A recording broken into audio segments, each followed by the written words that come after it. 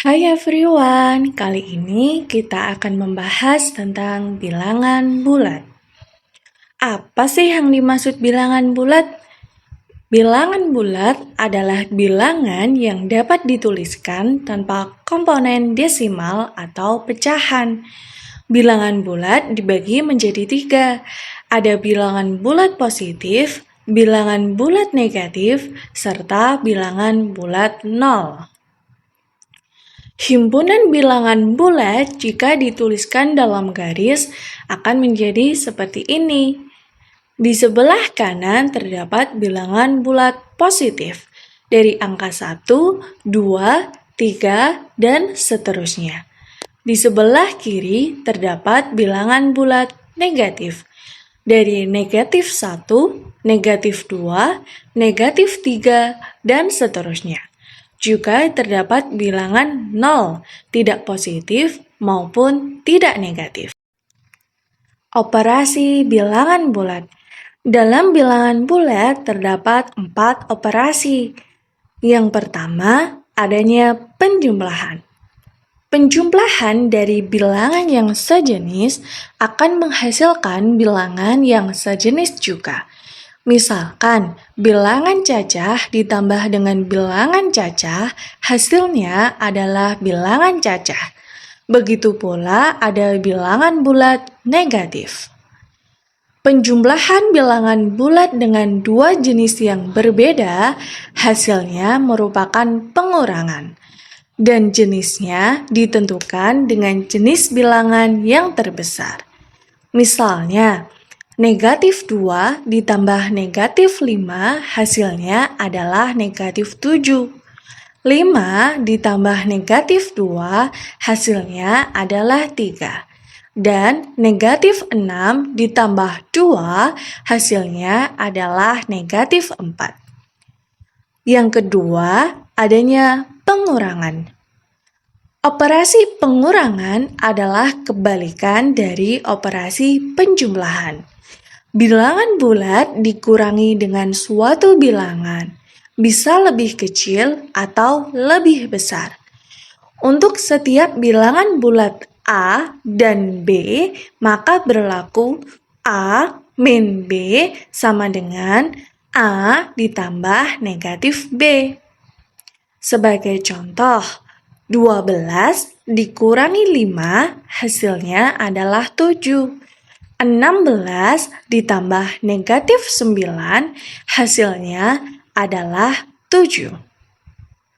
Yang ketiga, adanya perkalian. Perkalian pada dua buah bilangan bulat positif adalah penjumlahan yang berulang.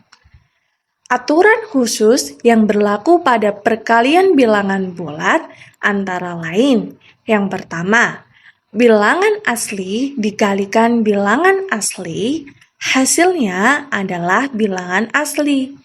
Yang kedua, bilangan bulat negatif dikalikan bilangan bulat negatif, hasilnya adalah bilangan asli. Yang ketiga, bilangan asli dikalikan bilangan bulat negatif, hasilnya adalah bilangan bulat negatif. Yang keempat, bilangan bulat negatif dikalikan bilangan asli, hasilnya adalah bilangan bulat negatif. Yang terakhir, bilangan bulat dikalikan dengan 0, hasilnya adalah 0. Sebagai contoh, 2 dikalikan 4, hasilnya adalah 8. Negatif 9 dikalikan 2, hasilnya adalah negatif 18. Dan 8 dikalikan 0, hasilnya adalah 0. Yang keempat, adanya pembagian. Operasi hitung pembagian pada dua buah bilangan bulat positif adalah pengurangan yang berulang sampai 0. Definisi ini hanya berlaku saat bilangan yang dibagi habis dibagi oleh bilangan pembagi.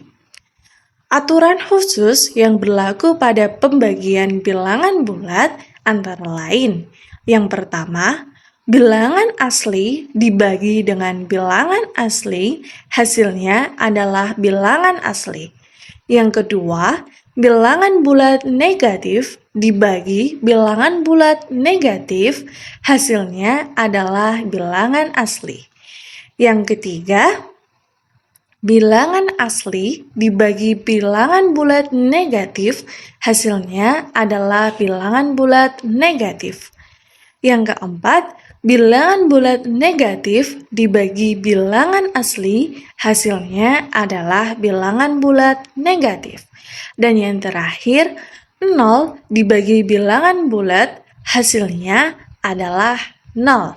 Sebagai contoh, 4 dibagi 2, hasilnya adalah 2. Negatif 25 dibagi 5, hasilnya adalah negatif 5. Negatif 12 dibagi negatif 3, hasilnya adalah 4. 0 dibagi 9, hasilnya adalah 0. Sifat bilangan bulat. Bilangan bulat memiliki beberapa sifat nih teman-teman. Yang pertama, adanya sifat tertutup. Sifat tertutup adalah saat bilangan bulat mengalami operasi penjumlahan, pengurangan, dan perkalian, maka hasilnya akan selalu bilangan bulat. Namun, sifat tertutup bilangan bulat tidak berlaku pada operasi pembagian, karena pembagian bilangan bulat dapat juga menghasilkan bilangan desimal dan pecahan. Sebagai contoh nih teman-teman, 7 dibagi 2 sama dengan 3,5. Yang kedua memiliki sifat komutatif atau penukaran. Sifat komutatif hanya berlaku pada penjumlahan dan perkalian. Pada penjumlahan, A ditambah B sama dengan B ditambah A. Sebagai contoh, 2 ditambah 3 hasilnya akan sama dengan 3 ditambah 2. Pada perkalian, A dikalikan B sama dengan B dikalikan A. Sebagai contoh, 2 dikalikan 3, maka hasilnya akan sama dengan 3 dikalikan 2. Yang ketiga, adanya sifat asosiatif atau pengelompokan. Sifat ini juga hanya berlaku pada penjumlahan dan perkalian. A ditambah dalam kurung B ditambah C akan sama dengan dalam kurung A ditambah B ditambah C. Sebagai contoh, 5 ditambah dalam kurung 3 ditambah 2 akan sama dengan hasilnya dalam kurung 5 ditambah 3 ditambah 2. Di dalam perkalian, A dikalikan dalam kurung B dikalikan C akan sama dengan dalam kurung A dikalikan B dikalikan C. Sebagai contoh, 5 dikalikan dalam kurung 3 dikalikan 2, maka hasilnya akan sama dengan dalam kurung 5 dikalikan 3 dikalikan 2. Yang keempat, adanya sifat distributif atau penyebaran. Sifat ini hanya berlaku pada perkalian terhadap penjumlahan dan perkalian terhadap pengurangan. A dikalikan dalam kurung B ditambah C, hasilnya akan sama dengan A dikalikan B ditambah A dikalikan C. Sebagai contoh, 3 dikalikan dalam kurung 4 ditambah 2, maka hasilnya akan sama dengan 3 dikalikan 4 ditambah 3 dikalikan 2. Yang ke B, perkalian terhadap pengurangan. A dikalikan dalam kurung B dikurangi C, maka hasilnya akan sama dengan A dikalikan B dikurangi A dikalikan C. Sebagai contoh, 3 dikalikan dalam kurung 4 dikurangi 2, maka hasilnya akan sama dengan 3 dikalikan 4 dikurangi 3 dikalikan 2. Yang kelima, adanya sifat identitas.